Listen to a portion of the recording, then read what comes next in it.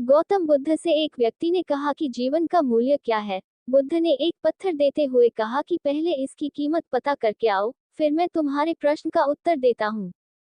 प्रचलित प्रसंग के अनुसार महात्मा बुद्ध किसी गांव में ठहरे हुए थे। गांव के साथ ही आसपास के क्षेत्रों से भी लोग उनके दर्शन करने और प्रवचन सुनने पहुंच रहे थे।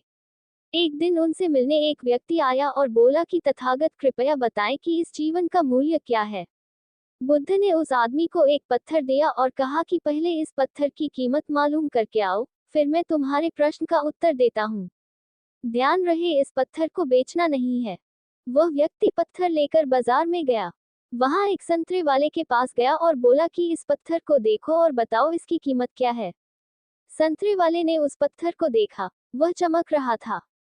उसने कहा कि ये पत्थर मेरे काम का नहीं है, फिर भी मैं इसके बदले तुम्हें 12 संतरे दे सकता हूँ।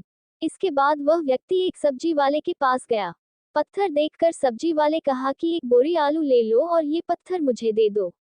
इसके बाद वह व्यक्ति पत्थर लेकर एक सुनार के पास गया और उसे पत्थर दिखाया। सुनार ने पत्थर देखा और कहा कि इस पत्थर के बदले मैं तुम्हें 1000 स्वर्ण मुद्राएं दे सकता हूँ। उस व्यक्ति ने पत्थर बेचने से मना कर दिया तो सुनार बोला कि मैं तुम्हें 1000 स्वर्ण मुद्राएं देता हूँ, ये मुझे दे दो।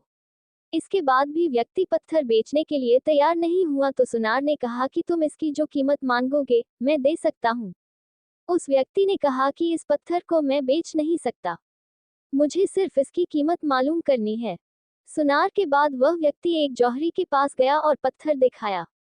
जौहरी ने जब उस पत्थर को देखा तो वह बोला कि ये तो अनमोल रत्न है। वह व्यक्ति हैरान हो गया।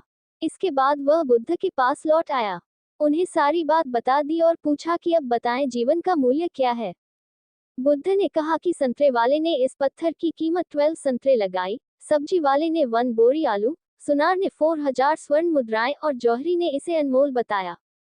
यही बात हमारे जीवन पर भी लागू होती है।